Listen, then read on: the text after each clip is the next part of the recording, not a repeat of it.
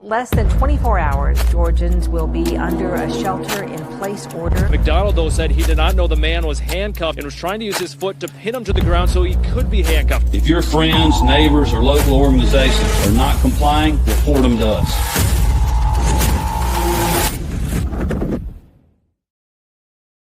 Howdy, everybody. Welcome to the Free Georgia Podcast, final episode of 2025. My name is Jake Green, here with Cat Hartley, my new co-host. Cat, how you doing? I'm doing good. Yeah. How did you feel? Happy holidays. How did you feel about your introduction to the Free Georgia Podcast during 2025? I was honestly surprised that I was able to be a part of it, honestly. Yeah, because you're so new to the LP Georgia. Yeah, exactly. I literally just became a member this year. So yeah, I'm happy to be able to be a part of it. I will say, I mean, not very many people want to be part of this side of the party. So it was a delight that you came along and are so willing to help us with this, because now that I live in Montana, I'm definitely not as plugged in with the Georgia stuff, and it's nice to have somebody who still lives there and wants to talk about it. So really appreciate it. Let's see, in 2025, how many episodes did we do? Trying to remember. I think we did something like 30 episodes in 2025, maybe 25. So maybe every other week we did an episode. So today we're going to be going over some of the reels and clips and comments from folks who commented on a bunch of the episodes and things like that. And we're going to be addressing them. And but before we do that, go over to lpgeorgia.com. Learn more about the Libertarian Party of Georgia. If you don't live in Georgia, go to lp.org, find your state affiliate and get involved in some way, or just check out what they do in their state. Free Georgia Podcast is mainly focused on small businesses, people who have been affected by the government in negative ways, which is almost every way that you can be affected by the government is negative. So that's kind of what we focus on. We focus on a lot of small businesses, a lot of very personal stories, and we try to shed some light on those and get more attention for those issues around the state. So, Kat, what was your favorite episode that you were co-host for? I really liked the episode with Oscar and Julie talking about the EMFs and other ways to kind of like not diagnose yourself, but like track your own health and do it in a way where you're not relying just on like a doctor and a diagnosis and pills. 100%. Yeah, that's a great episode. Those two are, I mean, Julie came to the Great Create. I was not expecting her to be as animated and like passionate and ready to rock as she was. She was you had to leave before that one, didn't you? Yeah, I was very like not happy about that. Yeah, she was awesome. Super passionate about that. Super passionate about like learning how your body functions, and because everybody's very specific, and learning what works for you, what doesn't work for you, what you may be at risk for, what you may not be at risk for, that kind of stuff. And Oscar Sierra is the doctor in Sandy Springs that is phenomenal with that. In fact, he's mine and my wife's personal doctor now. So that's how good he is. Yeah, you're in Montana, so that's the crazy. You don't come down here, right, to see him, do you? We do telehealth, and then when needed, we come back to Atlanta every now and then because my wife still works in this film world down there. So we'll see him whenever we're down there. But outside of that, we do telehealth stuff, and then we get tests done from doctors up here. But he reads the tests and diagnoses and all that kind of stuff. So Yeah, highly recommend y'all check out his website, along with literally every other person we've interviewed. Has been fantastic this year. I really enjoyed Ike Skelton, the flock camera guy from was it Indiana? I think it was. That was episode 88, What the Flock, with Ike Skelton. He is fighting hard to get the flock cameras removed from his county, and he is the county chair of the county government there. So he removed them, then he got sued by the federal government. So that was a very interesting story. Yeah. Well, should we get into the PowerPoint that you've prepared for us? Yes. So I made a PowerPoint. I made a PowerPoint of the top 5 clips that we've had that have had like thousands of views. They're probably the most interesting that we've had, with some of the most interesting guests we've had. Sweet. All right. Well, let's watch the first one and talk about it. When they took you off to jail, was anybody home to look after the kids? No. Let me point out something really important. When they dropped Soren off back home, they left him at home the same way I did, with my dad downstairs and no other adult in the house. That's exactly how I left him. So that's honestly one of the most baffling things to me, is I'm getting arrested for the same thing that the officers did when they brought him home. Goodness gracious. So that was Brittany Patterson. She was arrested for allowing her kid to walk into town in a one stoplight town, mind you, tiny little town in North Georgia. She was arrested for allowing him to do that. She was arrested for child endangerment. I believe she's now suing the local government there because what they did was completely illegal. And then to top it all off, they brought the kid back home and then left the kid in the exact same situation that she left him in. And the irony there is astounding. Yeah. What were your thoughts on that whole case? Did you watch that full episode? Because that was a long one, and that was earlier in the year. Yeah, I watched. I mean, I made that clip. I made the clips that I posted on social media. But yeah, no, I was very sad that I wasn't a part of that episode, because she had a lot of great things to say, and pointing out the ridiculousness of the whole situation. Yeah, I mean, allowing. I mean, how old was he? I forget how old the kid was at the time. I think he was. It's like 8. Yeah, 9 or 10, something like that. So he was 10. Yeah, he was well old enough to just walk down the. Like, it wasn't even a busy road. He just walked into their little town and hung out in the town and was going to go back home, but then got picked up by the cops and by the local sheriff and taken home. And then they left him in the exact same scenario that she left him in. It's crazy. It got such like huge national attention too. Yes. Yeah, I don't know why that is, because there's got to be much crazier stories that happen each year. I think it was the Proposity. Is that the word? Proposity? That sounds good. As soon as it came out of my mouth, it didn't sound like a word. Preposterousness? See, that wouldn't be it either. Preposterousness? Whatever that word is the one I'm looking for. So I think it was just the absurdity of the situation where nothing happened to the kid. No one was harmed. The kid wasn't in any danger. And it was in a tiny little town. If your kid is not safe to walk around a small town in small town America, and is going to be picked up by the cops and taken home, then what's the point of living in small town America? Like that's why so many people go there, so their kids can roam free and do what they want to do and have a more have a less strict and more what's the right word? Free, sure, more free life. Freedom. Freedom.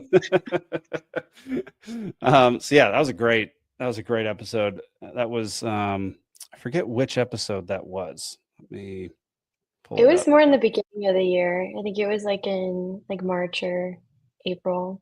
Yeah. I It was mean, the biggest thing that I've like thought about with that is how like parenting now and parenting like 50 years ago has changed a lot.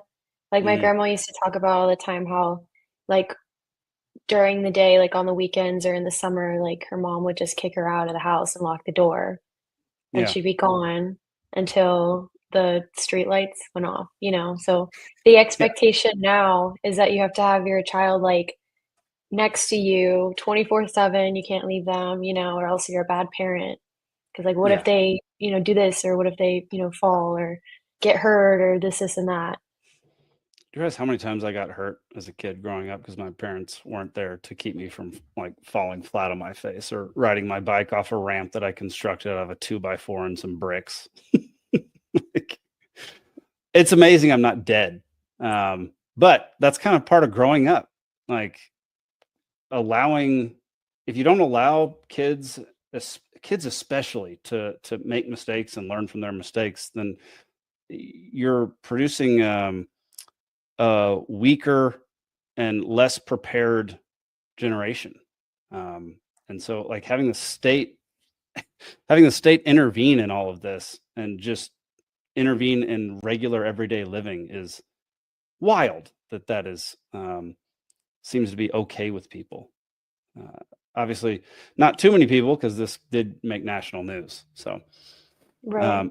That all reminds right. me of have you seen the movie Bubble Boy with what's his name? The guy that was in Brokeback Mountain. It's such a Jake bad. Gyllenhaal. Yeah, Jake Gyllenhaal. Have you seen that movie? I've seen that No. movie so many times. It's Okay. about a kid who grew up in like this like bubble like air bubble thing that his parents put him in because he had like a immune disorder. And one day he like got out of it and ran away. Because like he was afraid his mom would tell him like if you got out of here you would die. You know what I mean? But one day I Yeah. think he like saw like this pretty girl out the window and he was like, I gotta go, you know, see this pretty girl. And he got out and he was like surprised that he Nice. didn't die. And he was able to like have a crazy adventure. He was like all, you know, wide-eyed and like what do you call it? Innocent. And it was like a crazy adventure. Yeah, I've never seen that movie. Yeah, sorry. My wife walked into the room and was asking me a question when you were talking. No, it's okay. I didn't know if I should keep talking or You stop. absolutely should. I don't Okay. know. She needed the post office key. So Okay. yeah, no, never seen that one. That does ring a bell though. I love Jake Gyllenhaal. So yeah. Yeah, it's just, the whole situation's absurd. And I was very happy that so many people attached themselves to that story. Yeah, let's go to the next clip we got.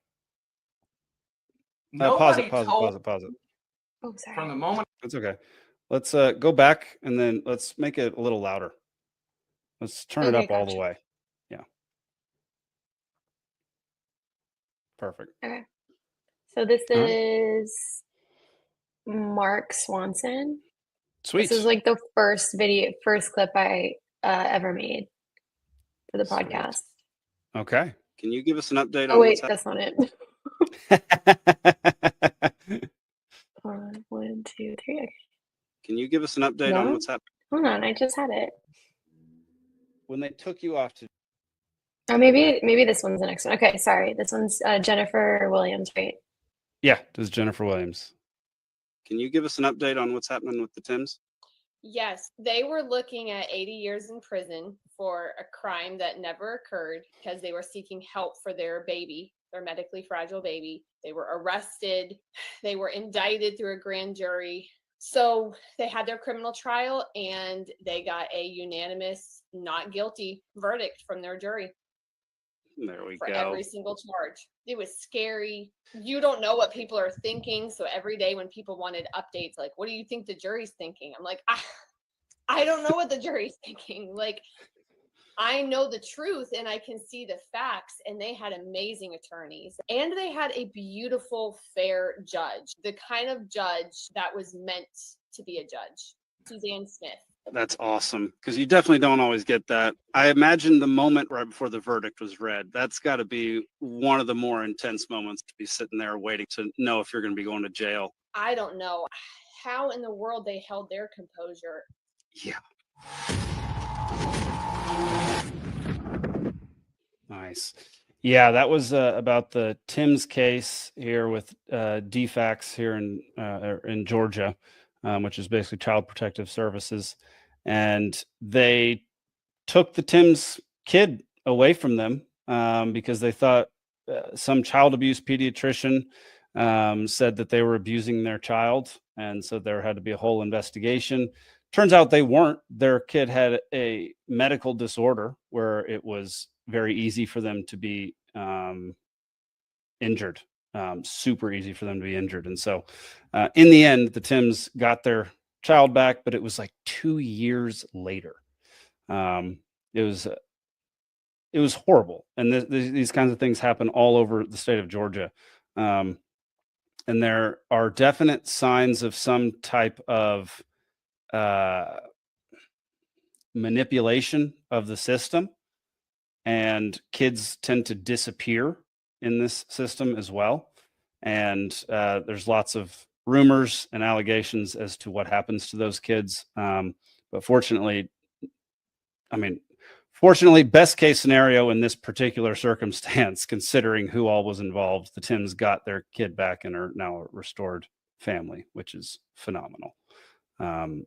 Yeah. What'd you think of? Did you know about any of the Child Protective Services stuff happening in the state of Georgia before this whole episode? Not really.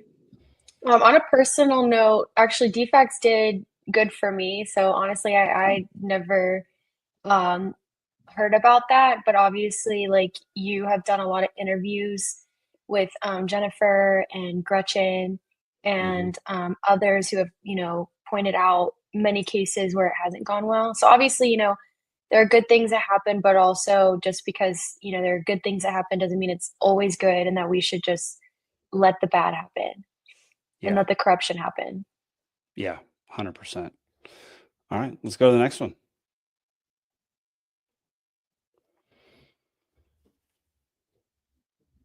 Nobody told me from the moment I was arrested until I sat in jail for 3 hours, nobody told me what law I broke. And it wasn't until I signed my bail receipt that I realized the charge that they arrested me for. And it was violating OCGA, which is Official Code of Georgia Annotated. It's our law, 161134. The A in OCGA stands for annotated. That means that the law actually has notes under the law, and I read the first annotation, and it says unconstitutional. The Supreme Court actually called that law an absurdity, struck it down, and instructed anybody who was charged with violating this law, those charges are to be immediately dismissed. You know what? To this very day, those charges are still out there. Yeesh. So that was Mark Swanson. That was episode 82, talking about his interaction with his county, him trying to bring something forth to the city council, and him getting arrested at the podium, and them not allowing him to speak, which is a violation of the Second Amendment, as well as a bunch of other statutes and laws from the state, federal level. And he's one of the biggest folks fighting for reform in this regard in the state of Georgia. He's a dynamo. He's working with a whole bunch of people and making good headway. So I would highly recommend going to check out that episode. It's 82. That was back in, when was that? That was back in March. Episode 82, challenging our servants. Because we should have him back on. I'd love to have him back on. Yeah.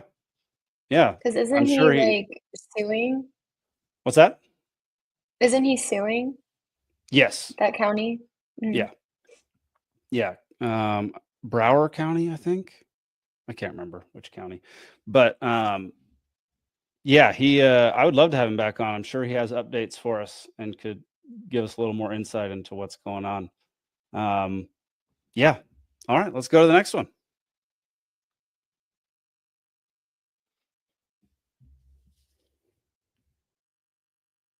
Oh, so the last two are both of Ike Skelton. Nice. All right. People really liked the flock camera conversation. So Okay. yeah, that one got us like the most buzz, I think, out of all of our videos. Because I think people Okay. just don't like being tracked and stuff. Uh-huh. But people were getting like in the comments like pretty like heated because people are like protection, safety, no freedom, there's all those back and forths in there. Yeah, that's the debate. Yeah.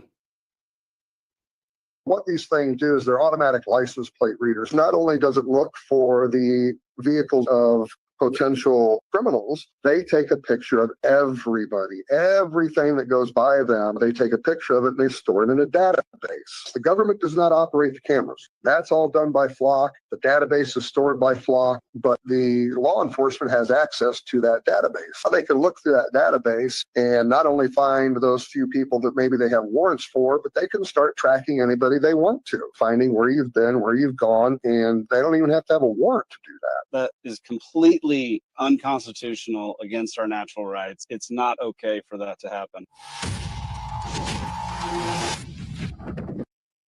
Yeah. I mean, exactly what I said right there.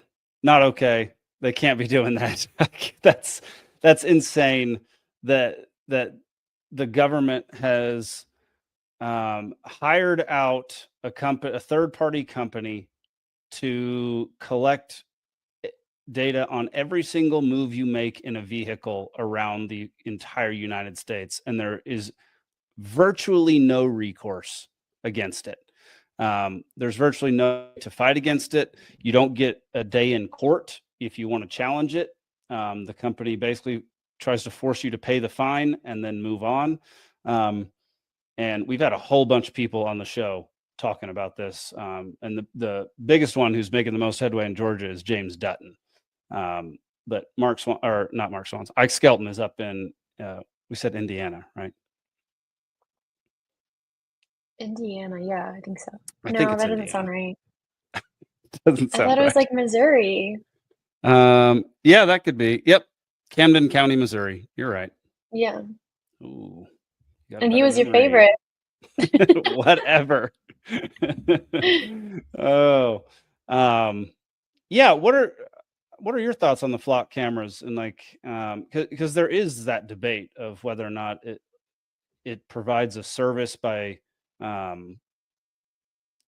the police being able to track down criminals versus it's a complete violation of privacy and the right to travel and all that kind of stuff. So what are your thoughts on that?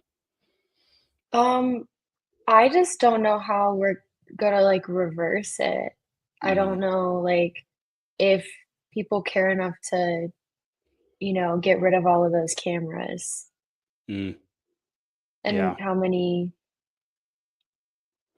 'cause I don't know. It's a hard conversation because obviously like you don't want people to, get away with kidnapping and stuff. And it's Yeah. easy to find them if you have their license plate, you see where they came from, stuff like that. But obviously, like, yeah, it is such a hard conversation. I mean, me personally, I think we shouldn't have them, like at all. But Yeah. like obviously people can make the argument that, it has its benefits and to them it's the cons like outweigh the pros. Or sorry, excuse me. The pros outweigh the cons. Right. Yeah, I think what happens is the more fear of other that is preached and instilled into the citizenry, so us and our fellow citizens, I think the more likely the majority of those people are going to make fear-based decisions and wanting cameras watching everything you do so that you can catch the 0.51% of criminals is a fear-based decision. It's not a logical decision. It's not a decision that is made based around what is actually good for you in the long term. It's a fear-based decision around something that will not benefit you the vast majority of the time, whereas not having them around in the long run will benefit you far more. It is very strange trying to convince people to advocate for their own natural rights. Like that's such a weird position to be in, but that's kind of what the Libertarian Party does, is like, these are like what our natural rights are. Like you should be, you should have your own privacy on your own property, in your own property, that kind of thing. You should be able to start your own business without paying a license fee to the government. Like all these things you should be able to naturally do because that's our natural state of being. But trying to convince people of this, you wouldn't think it would be that hard of a task, but it is an extremely difficult task to do. And I think it's just because of how much indoctrination and propaganda we've been fed for, hundreds of years, probably at this point. Definitely a lot in the past 40 years, 30 years. And also, there's not many stories yet of people really getting like taken advantage of with the surveillance, because like surveillance is, or at least this type of surveillance is so new. And so there's not really concrete examples that people can like their family members, you know, getting harmed by this kind of stuff. So it's like it's hard to imagine for them that it's that big of a deal. Like like getting kidnapped, or you know, someone stealing from you. That's something that's more tangible to them than like, oh, the government's spying on me. I mean, I guess, you know, yeah, because you can't really see the person, you know, on the other side with the headphones like spying on you, you know. But you see all the time people like robbing and stealing and kidnapping. That is true. That is true. Yeah, I guess it's a matter of trying to make it tangible and like very relatable and obvious. So I guess that's probably on us for not coming up with a better way of pitching that to folks. So all right, let's go to the next clip.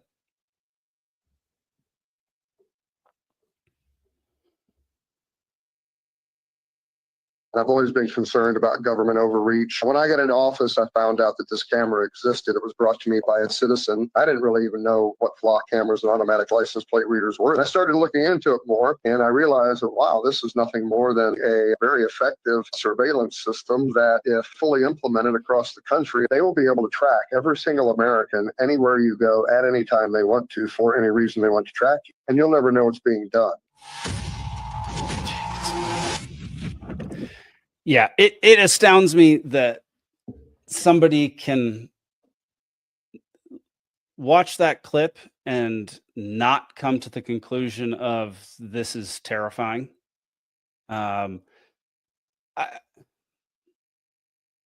It's wild that people think constant surveillance of your actions is somehow makes you safer. Like in a tiny way, it may, but the opportunity for abuse and misuse and just evil deeds to be done with that information is outrageous. It far outweighs the good things that could come from them constantly surveilling you. And like I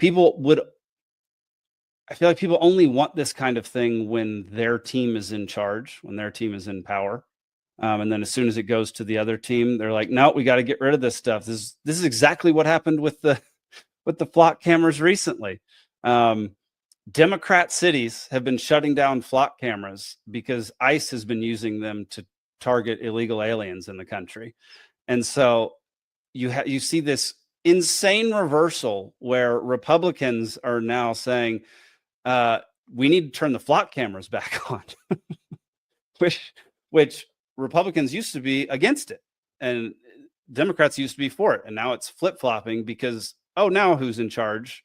It's the new team that's in charge. So we have to go against it. This is why having actual principles is a much better way to live your life, especially when you're involved in a political party or voting. If you're a voting member of society, have principles, don't have a team.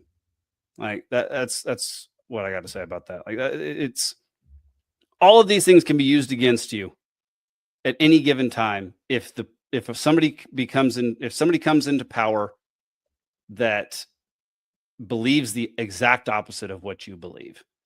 And that's exactly what happens regularly every 4 years or every 8 years. Yeah, I think it's weird how often it flip-flops. And I feel like it flip-flops so much more often like nowadays than it used to. Like how quickly it went went from vaccines being being anti-vax was a liberal issue. And then now it's a conservative issue. Like I think that's so weird. And then it's really weird to think like how you can have like a conversation with like an older person who was like completely like against anti-vax people and like kind of like look down upon them, and then now they can have this conversation about like being more wary about vaccines, and it's just weird to look at them and see how they can switch their opinion and not really mention, or even when you do mention that they were completely, they thought the completely differently 15 years ago, that they kind of shrug it off. Like, well, yeah, it's so wild. I don't understand the flip-flopping, and it is the principle thing. It's just being on a team and feeling like your team has to win because the other team is trying to destroy what you believe in. And that's not at all the case. Mostly people are just out for themselves. No one's trying to destroy things. They're just trying to make things better for themselves. And so if you have some principles to base your decisions off of, you're going to become a far more consistent human being. You're going to be able to live far more harmoniously with the people around you, and things are going to be far less tense and fear-based. And I just think I don't know how we get to the point where we don't have just two massive teams in this country, but it should, if we can push it the other direction, that would be it would make our country much better, I believe. I don't know. It just drives me crazy. So, all right. Well, let's get into some of the comments from some of these videos. These are all clips you can find on our YouTube channel, Twitter, Instagram, TikTok. You can also watch our YouTube. Yeah, obviously, for sure, YouTube. YouTube is not the best platform, by the way, for our channel. YouTube, like shorts or like for the actual videos. The shorts do well on YouTube. The actual videos don't do well on YouTube. They do great on Rumble and they do great on Twitter. So if you want to watch and actually interact with people who watch the show regularly, go to Rumble. It has far more views than YouTube does. Like we get thousands of views on some of our episodes on Rumble, whereas YouTube, I don't know, YouTube tends to dislike us. I mean, we've gotten so many strikes over the years just for saying certain things, so I have a feeling that has something to do with it. But yeah, let's get into some of the comments for some of these guys and we'll address them. Okay, so most of these, like the first 10 are all about the flaw cameras. Okay, so this is Truth Seeker. Great one. Truth Seeker. Anarchy says start removing everyone's license plates in protest. Couldn't agree more. There are folks out there who are doing this.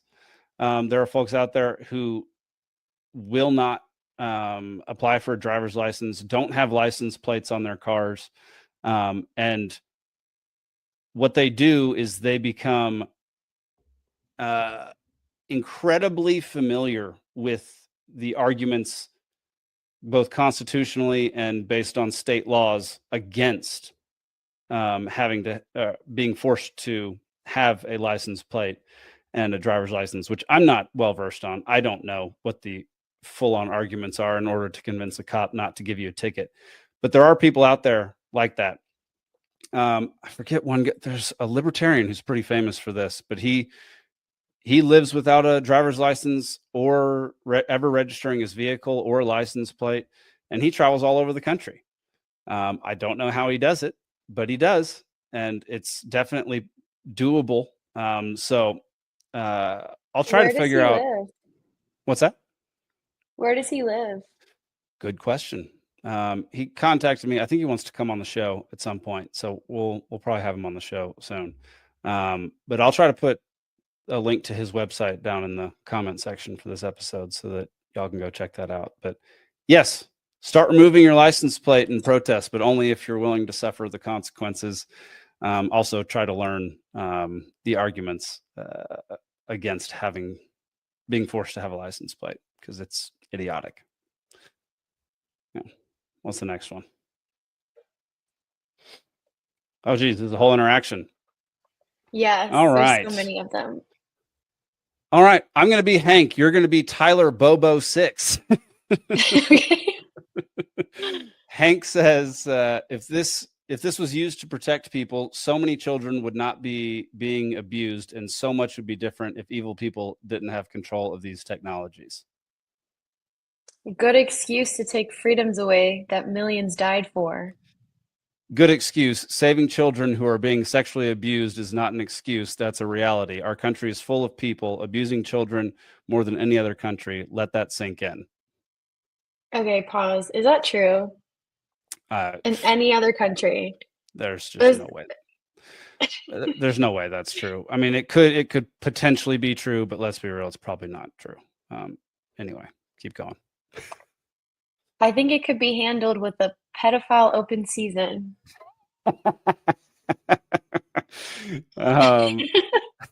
Goodness gracious. It's very much not an excuse, but you must believe that abusing children is okay to call it an excuse for it to be such a little problem to use the phrase of excuse. Goodness gracious, this guy's English is atrocious. You're one of those people, I'm sure, that hear the conversation and say, oh yeah, everybody's doing it. Okay. Hank, I see your original point. Yes. In this tiny, tiny, tiny percentage of what happens to people in this country, the flock cameras would be beneficial. However, the vast majority of people in this country are not committing crimes, are not evil, are not out there trying to mess with kids. And except for those people, and those people do not deserve to have their privacy violated and their every action they take watched, recorded, and archived to be used later. You could make an argument, now I still don't agree with this, but you could make an argument that if we could see the software, if it was an open source software and it deleted every bit of data after like a week or a day or a month or whatever, you could make the argument that that is a far better system. And I don't know if I would. I mean, I would still be against it, but there are things that I have to make my peace with, just being a libertarian and believing certain things that are just never going to change or just take a very long time to change. So there are options for making the flock system more tolerable to people who advocate for freedom, because this isn't it.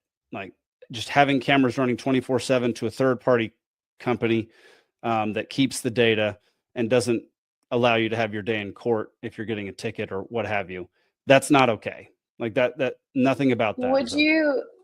Would you be okay with if let's say like only felons had certain type of license plates that they would be only tracking them? If that makes sense? No, I would definitely not be okay with that. Have you ever read the book 3 Felonies a Day? Mm-mm. Okay, you're a felon. Every single human in this country is a felon. You commit on average 3 felonies every single day just by living your everyday life. So could you name one? Because I'd like to know which ones I'm committing. I read that book like 5 years ago. I don't remember, but it's an average, and there are an astounding number of laws that are still on the books that would make you right now a felon. And it's not, there's a famous quote by, I think it was a Russian KGB guy back in the day, Soviet KGB. He said, "Find me the man and I'll show you the crime," which basically means, whoever it is, they've committed something. And so if you want that man, we can take him down. Okay. So it's not a matter of just like tracking the felons, because by that logic, every single person in the United States would be a felon at some point in time. Because laws get outdated, laws get broken, laws get repealed. People don't know what laws are on the books. Not all laws get prosecuted, or not all crimes get prosecuted. So that wouldn't be a good solution. Also, what are they a felon for? Like, there's felonies that are completely not harmful to society. And then there are felonies like assault and battery and child abuse and stuff like that, where I'd be more okay with having a special license plate for like pedophiles. Like, I'd be more okay with that. But then again, there are people who have been convicted of like sex crimes, child crimes against children that didn't. There was a guy who got a felony for, at like 1 a.m, urinating on a playground, on a kid's playground with no kids present, but now he's a sex offender. So like, where's the line? Who makes that line? How many times is that line going to be crossed inappropriately? How many times are they going to get it completely wrong? And it's going to destroy somebody's life. Like, it's going to happen far more often than them catching somebody who is actually committing these crimes. And yeah, that's all I got to say. Next one. Let's go to the next one. Sometimes just talking doesn't work. I wish people would use punctuation again. Let's bring back commas, semicolons, colons, and periods. Let's just bring back those things. Maybe some dashes here and there. Sometimes just talking doesn't work, comma, not with these politicians anyway. People need to take to the streets. And then the response is, we did take it straight to the government one time, but apparently it was a bad thing. I don't know what. Okay. So this one was in response to Brian talking to, but I mean, I didn't really understand, because this was like a local issue about the Cop City. Yeah. And this was the video where he was talking about how like they had the petition against it being built, and there was supposed to be like a referendum or something, and that didn't happen. And he was talking about how that was unconstitutional and all that. Yeah, these guys took it too far though. Yeah, so I mean, Patrick's right. Sometimes just talking doesn't work with these politicians. People need to take to the streets. Take to the streets. I don't know how effective most protests are. Like, some of these protests are completely useless. They don't change a dadgum thing.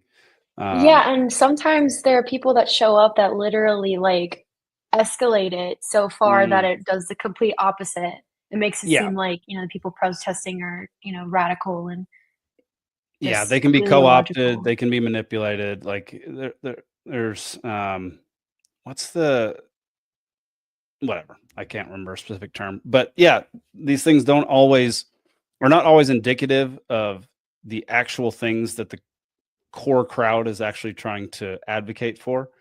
So I don't know. Sometimes just talking doesn't work. You're right.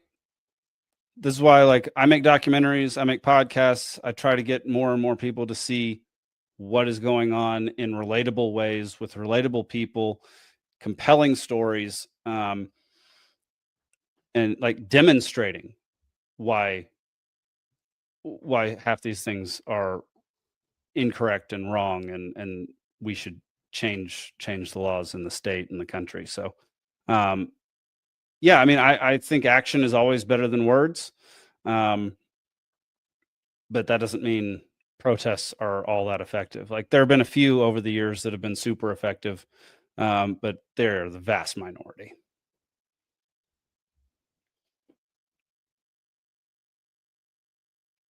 All right.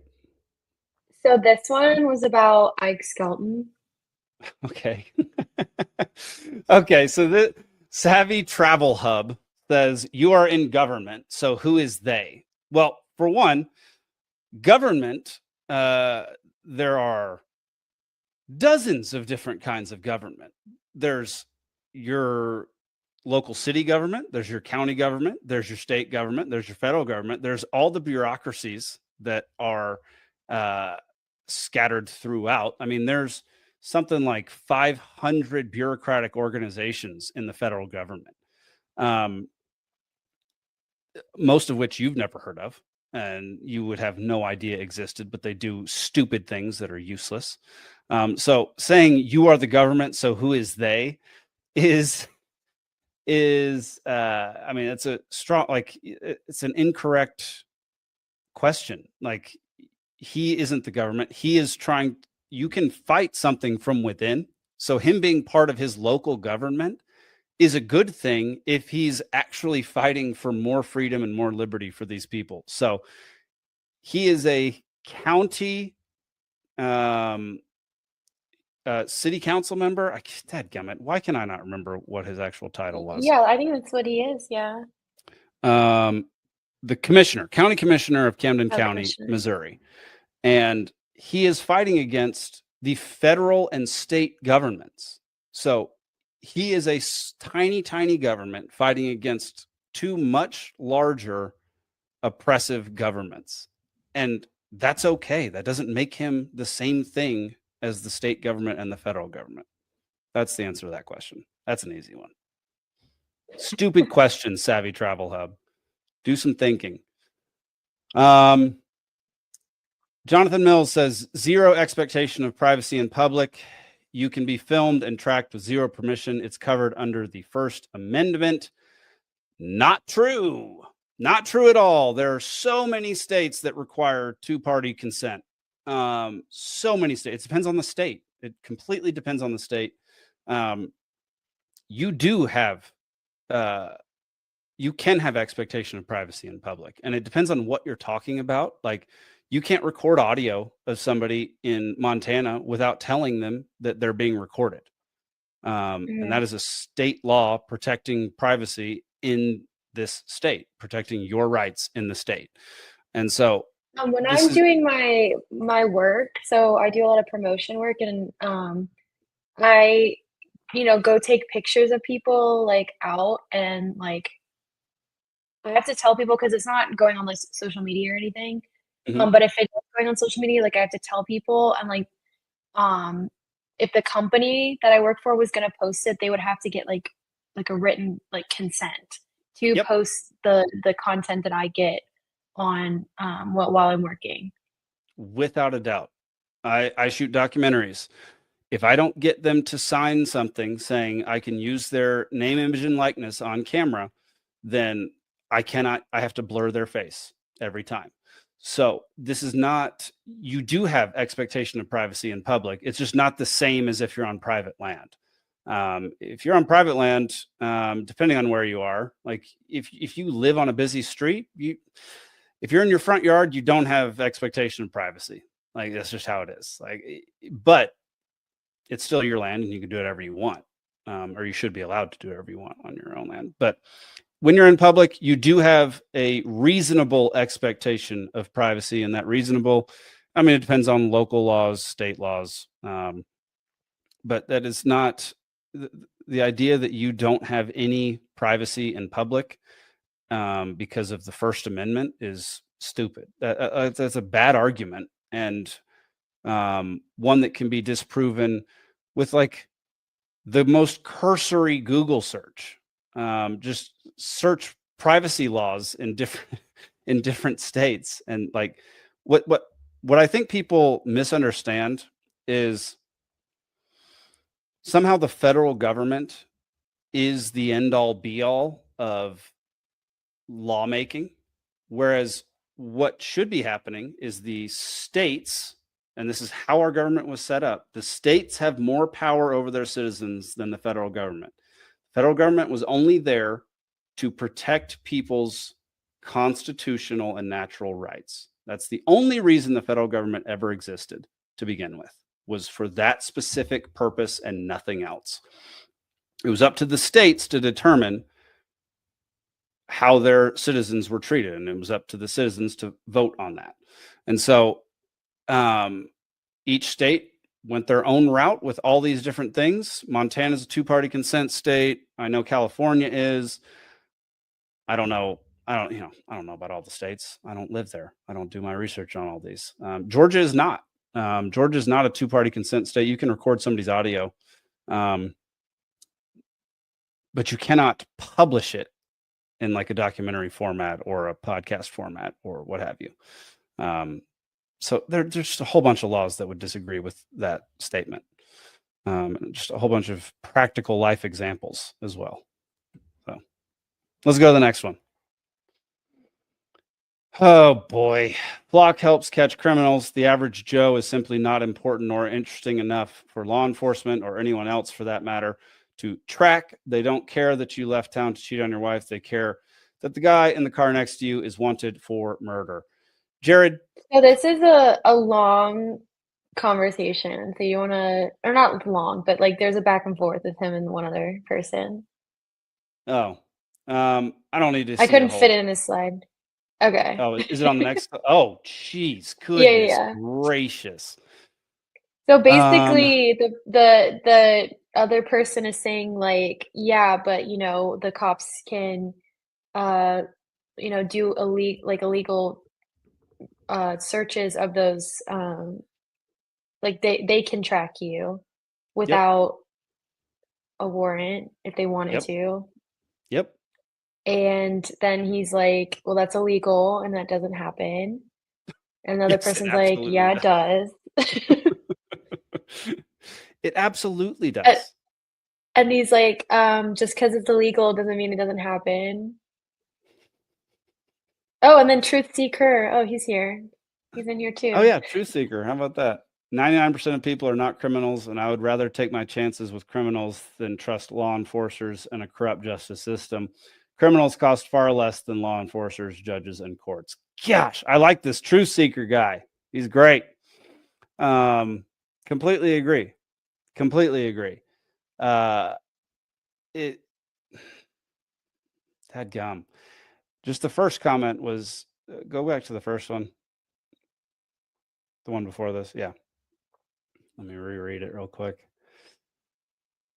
Okay. Jared, you thinking that people aren't interesting enough for law enforcement to track, that's just your tiny little opinion, and then you can have a plethora of reasons why a law enforcement officer would want to track somebody's whereabouts during the day, or at any given point in time. There's unending situations where this is just could be abused and manipulated and taken advantage of. And cops are people just like everybody else. They have their own personal vendettas. They have their own idea of what they think is right. They have their own beliefs.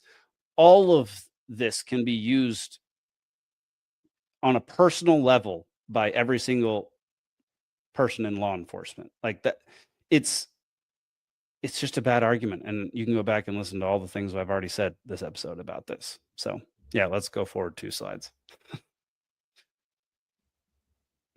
Let's see. And here's Hank another said, argument. yeah. Oh, is this the same one? Okay, sorry. Oh, it's all good. Meditating monkey says, they know where you are and what you're doing every minute of every day. The black mirror in your hand tells all. I don't know if I disagree with you, meditating monkey. They definitely can. Your phone is easily trackable, easily traceable, easily hackable. They can. There are ways of getting into it. But if I put it in a Faraday sleeve and go out about town or go on a road trip, I shouldn't. It's impossible to track me without the flock cameras. So, yeah, I have the choice to keep one of these phones on me at all times. Like I don't have to, but that is my choice to have the phone around. The flock cameras, I don't have a choice whether or not those things go up. Simple as that. Cornelius says, this would bother me if I was a criminal. The thing that bothers me is when they sell my data to insurance companies and my insulates. I think insurance rates go up, whatever. Okay. I mean, I don't like that they sell data or give your data to other. I mean, private companies do this too. And it's an abomination and they don't tell you about it. And it's definitely getting far better. You being able to opt in or opt out of companies selling your data. I try not to do business with any company that sells my data. Because yeah, they can sell it directly to the federal government if they want. So I don't know about the insurance companies and the insurance rates or anything like that. So that's not something I'm familiar with. Oh, you don't have insurance? What? I have insurance. I have no idea if the state or flock sells my data to insurance companies. Oh, yeah. Well, I think John Padfield was talking about that one company that gets data from apps and sells it to other companies. I forget what the name of that. Yeah, there are companies like that for sure. Yep. Just be careful who you do business with and what apps you use and what websites you use. Do you remember which video this was in response to? It was another one of Brian's videos. Nice. Okay. I think it was the same one about, no, I don't know. I forget which one. I'm sorry. That's okay. Lunanara 87 says ranked choice voting would help independent and middle voter voices be heard until we get out of the two-party system. Limit on funds for those running would help. I agree with both of these things. Like ranked choice voting is not I don't believe in democracy in general, but ranked choice voting is a better form of democracy than what we currently have. It would definitely allow people to vote their conscience rather than the team that they feel like they have to vote for, because in the end, if you don't know how ranked choice voting works, I'm not going to go into the full explanation right now because it's not that complicated. But basically, there's a much bigger slate of people and it just kind of gets whittled down. And as people get eliminated, your second vote counts, or like you rank the people running rather than just voting for one. So you'd be like, this is my top candidate, second, third, fourth, fifth. And so you in an ideal world, you wouldn't end up with number 9 on the list, but you might not end up with your top, but then you have your second, third, and fourth in case you didn't want a certain person, you'd put them last. So ranked choice voting, huge improvement on the current system and is being advocated for pretty heavily in Georgia right now. And it's, I think Maine and I think Alaska has it. Does Alaska have it now? Okay. They both have ranked choice voting. There's another state that does too, and I can't remember who it is. But it's going pretty well. It's not New Hampshire. Right. Yeah, that is surprising. As far as limiting campaign money, 100%. Get money out of politics. Enough with this crap, and enough with like taxpayer money going to this stuff. Like the whole thing is absurd. It's a popularity contest for people who can befriend the most billionaires. That's basically what it comes down to a lot of the time. All right, next one.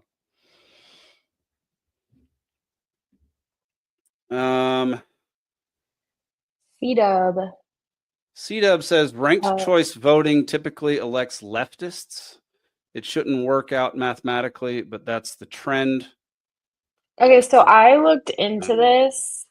The reason why it seems that it does is because most of the places that allow it are left-leaning. That would be a good explanation. Yeah. So yeah. I personally don't think there'd be enough data right now to make this kind of statement.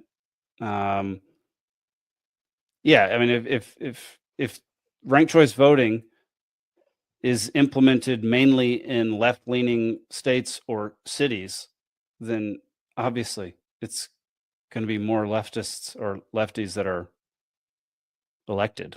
But like, I don't care if someone's a lefty if they have decent principles and stand for certain things. Like, I want the most principled person who stands for freedom and liberty to be elected. I couldn't care less what party affiliation they have. If they're like, this is why I love Thomas Massey. He's a Republican, but he's got the best views on liberty and freedom there is in all of Congress for all of eternity. Like, no one in the history of Congress has been better than him.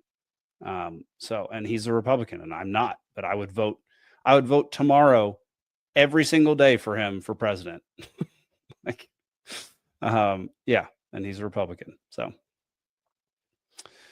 Okay. So this video or this, comment was about, I think when we were talking about, the new, the guys that are running for governor who are also pushing for the elimination of income tax. And I said he could pull a Trump. Okay. And I love how this comment has aged so well because we still have the income tax. We still have the income tax. Pull a Trump means, I guess, it'll get done. Is what I'm guessing this guy was meaning. Yeah, Trump doesn't do jack that he promised to do. And yeah, Cat was completely correct by pulling a Trump, meaning not following through on your promises. He followed through on a few at the beginning. And since then, he's been failing miserably, especially from a freedom and liberty perspective. I mean, what can you say? Like, y'all still have the income tax in Georgia. So that should be enough right there. Has there been any like update on that? I feel like it was something that was kind of big in the news. And then now. Oh, yeah, nothing. I gotta ask Brian about it. Yeah. Yeah. Okay, so this one was about when we were talking about AI taking like over jobs and stuff like that, and you were saying like, especially like with art and stuff like that, that it can't like emulate, you know, it doesn't have feeling and soul and everything. This guy's responding to your take. Okay. So the bullet in the gun says he's so off in this take. It's literally made from what we've made. It can have heart and neither. It can have heart and neither of us have a soul. Don't understand that last bit, but it's literally made from what we've made is That's like saying, if you think a car, like we've made vehicles, they don't have a heart or a soul. Like, give me a break. This is a terrible argument. Just because humans created it, somehow it can have heart and soul, and that's a very bad argument. Like, how many, like, my house doesn't have heart and soul. It's a freaking building.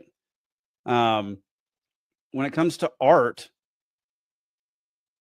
one, I have a probably much stingier definition of what art is compared to most people. Like, I would say like 95% of movies are not art. They're trash or just entertainment.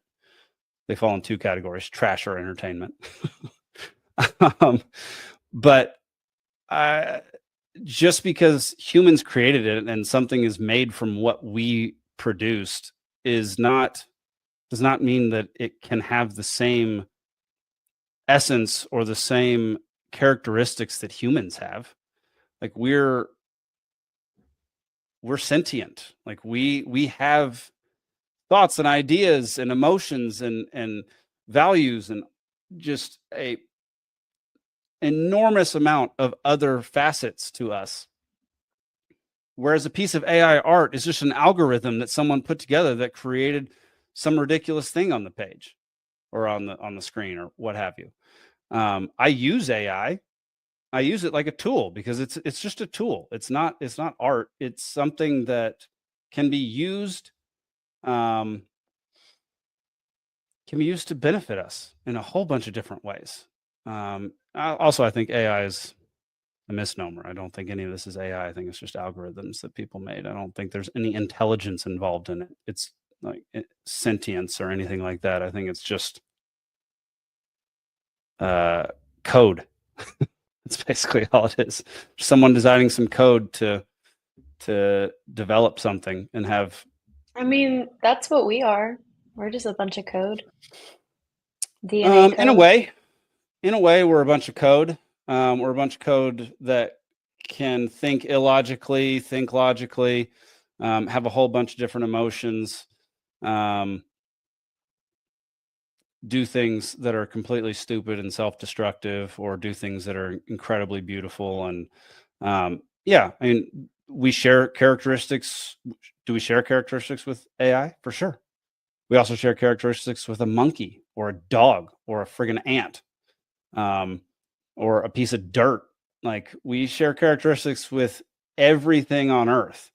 That does not mean that AI has anywhere close to what we have within us. I believe we're created in the image of God, and AI is a very poor substitute, very, very poor creation of us trying to be God. That's what I think. Do we have any more comments? Yes, we have one last one. Let's go. Tommy says, F flock cameras. Gosh, Tommy, couldn't have said it better. That's the best way to talk about flock cameras. F them. Screw them. Go back and watch our episode, What the Flock, with Ike Skelton, as well as any with James Dutton and a few other folks on here. John Padfield, phenomenal episode. Go check out the one with John Padfield. That was, which episode was that? You remember? It was like recent. 90, yeah, 90 something. Or have we gone to the hundreds yet? We're not in the hundreds yet. This is number 97 today. 95 was John Padfield. Your Life is Being Sold. So go check out that one because it was a great episode and he's awesome. His channel's enormous. Well, yeah, heck of an episode. This is our longest episode maybe ever, Kat. We're only going to edit out. So prepared. You did come very prepared. I appreciate that. The only thing we're going to have to edit out is you burping on screen. So that's great. And you're going to have to edit this out too. Nope. So y'all go back, rewatch the episode, and try to figure out where Kat burped on screen.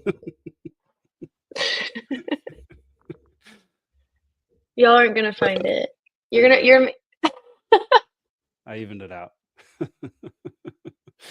Well, Kat, I'm extremely happy that you're a part of the Free Georgia podcast. I'm very happy to have you as my co-host, and I can't wait for what we're going to do in 2026. We're going to grow this thing, and it's going to be a force for freedom and liberty, and it's going to be beautiful. You know what? I've decided, I think I'm going to try really hard to be at like the convention all 3 days and get as much content and try to make something for the podcast. Because there's an after party on Saturday, and then there's an after party.